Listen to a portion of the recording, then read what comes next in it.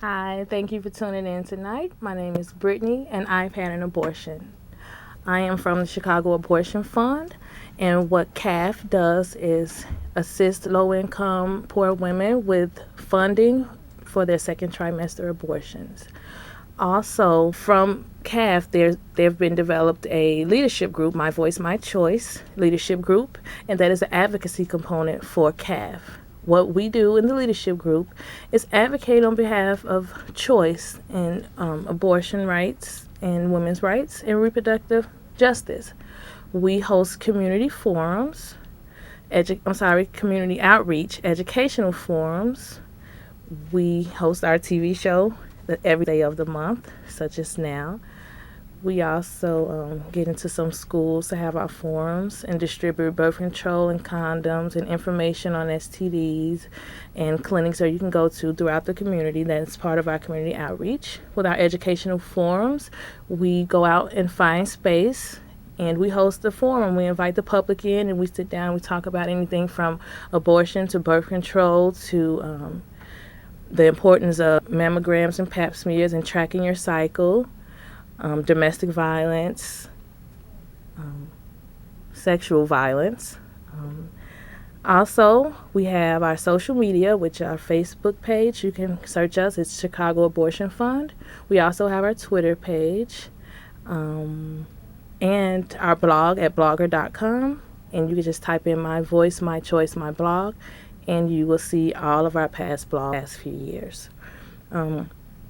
CAF basically came in existence because a lot of the times women seeking abortions in their first trimester find it difficult to come up with funding if they're low income or have minimum funds. So the women decided, hey, what can we do to assist these women that find themselves going into their second trimester while trying to save up money just to pay a procedure? So that is how CAF came into existence. And the leadership group is just about empowering some of the former grantees to go out and advocate on behalf of reproductive justice. Tonight I wanted to talk about some of the myths surrounding abortion and also some of the facts to counter those because they are myths, and also some scare tactics that anti-choice officials and just the anti-community itself have come up with to try to persuade women to not exercise their right to choose. As you all may know, or some of you may not know, abortion became legal in 1973 following the ruling for Roe v. Wade, which basically decriminalized abortions, and it took away each state's right to determine their abortion laws and their rights on abortion. Prior to the Roe v. Wade ruling, there was a lot of women's lives lost due to back alley abortions and just seeking illegal services in unhealthy and unsanitary places. So we're really grateful. Our community is really grateful for Roe v. Wade, and we know the importance of it, and we fight every day to make sure that it stays and it isn't overturned. Some of the myths surrounding abortion, let's see. I've read and seen people say out their mouths that there's a link between abortion/miscarriages to breast cancer. They've also said that there's something called post-abortion syndrome, and that abortion isn't safe. Just to counter those, I have some facts regarding the breast cancer. As of February of 2003, the National Cancer Institute, including over 100 leading scientists in the field of breast cancer research, stated that induced and spontaneous abortions, which are miscarriages, do not cause breast cancer. And also for the PAS, which is the post-abortion syndrome, neither the American Psychiatric Association nor the American Psychological Association recognizes PA as an official syndrome or diagnosis. And as far as abortion not being safe, it is safer than childbirth. As with any medical procedure, there are risks and there is a possibility for complications, but there is less than 0.3% of women experiencing complications from abortion. and it's actually more you're more likely to car crash than to have to pass from an abortion or have complications from your abortion procedure. These were just some of the scare tactics. There has also been a lot of legislation put into play regarding anti-choice officials and their beliefs and them wanting to push their views on women like me. One of the things is called the Trapped and Targeted Regulation of Abortion Providers. And the description of that, and then I'll just break it down from there, is that those are bills that single out abortion providers for medically unnecessary, politically motivated state regulations. And what that means is that the state and officials come up with these rules or regulations giving different stipulations on certain abortion providers and clinics. Like, for instance, say that the office has to be a certain size in square feet or something like that, or that the nurses have to be certified in this, or there has to be an OBGYN with all these extra credentials that are not required for OBGYNs, that the doctors have to have admitting rights to local hospitals, which then the hospitals in that area can deny them those admitting rights. So if they're in violation of those regulations, that hinders the services that are provided at the abortion clinic. Case in point, in Mississippi, there's one abortion clinic open, and they have been laced with plenty of these traps, these targeted regulations against the providers. That alone says a lot, that there's only one clinic in the entire state. So women from any county or any city inside Mississippi has to go to that one place, which is now being put on the chopping block, and possibly have to go to neighboring states, which means that requires more money, more time off work, finding babysitters if they're already parents, time away from school. If they take care of family members, it just hinders the woman tremendously. And when those aren't enough, there's always the good old Hyde Amendment. Basically, the Hyde Amendment was put into effect in 1977, only 4 years following Roe v. Wade. And basically, it states that there is to be no public funding for abortion. And we always make the case that it really affects Medicaid recipients because that is their only means of health insurance.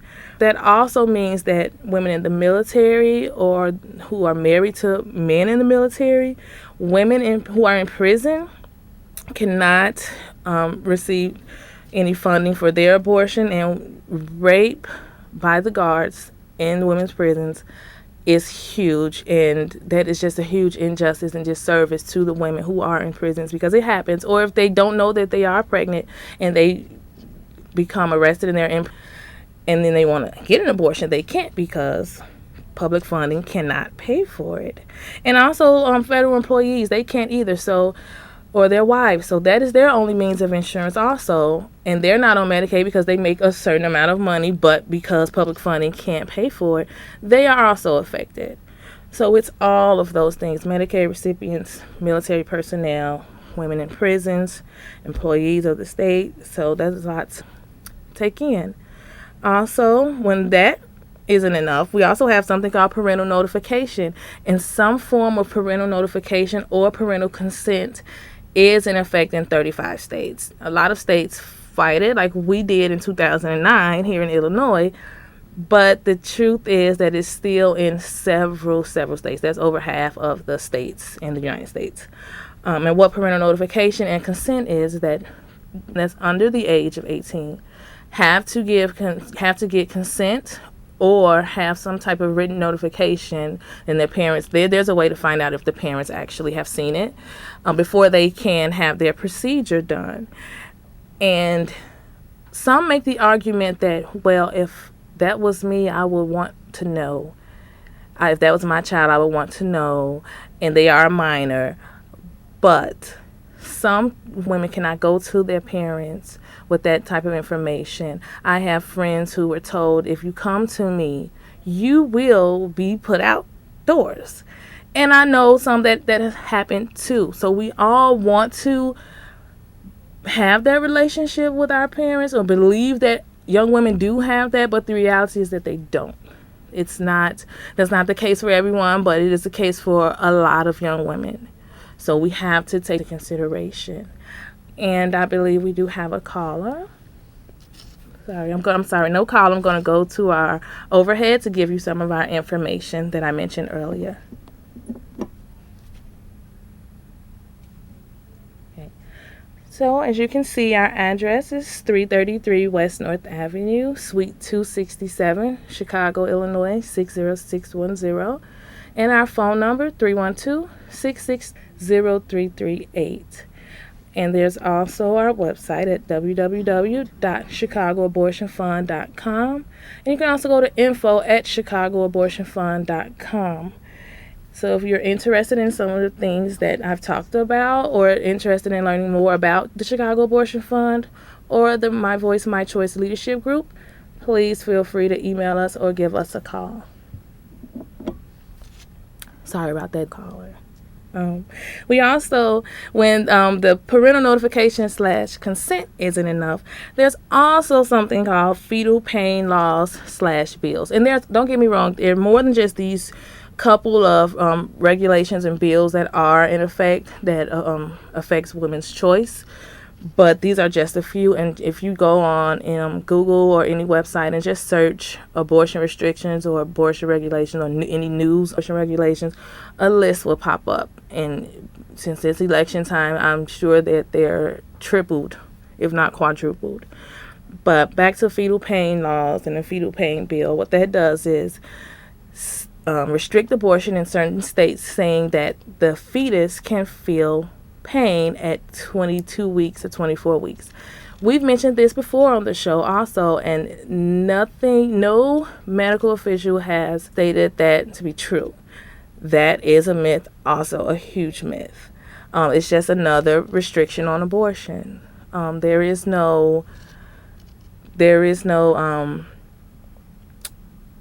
cutoff point I feel that where they should say, okay, well, they can feel it at 18 weeks, they can feel it at 24 weeks. You don't know.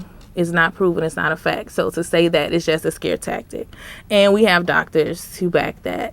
And yeah, so all of these things are just part of the scare tactics to misinform, miseducate, and keep people afraid, and to keep our voices silenced.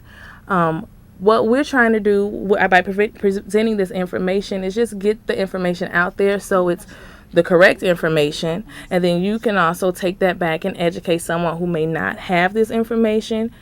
There is power in knowledge, and knowledge is power. So getting this out there is one of our main goals. I love doing it because I didn't know anything about the anti-choice movement or the pro-choice movement beforehand. I didn't know anything about the TRAP, which is the regulations on abortion providers, the public funding being cut only 4 years after abortion was legalized. I didn't know anything about parental notification until 2009 when it was really big in Illinois.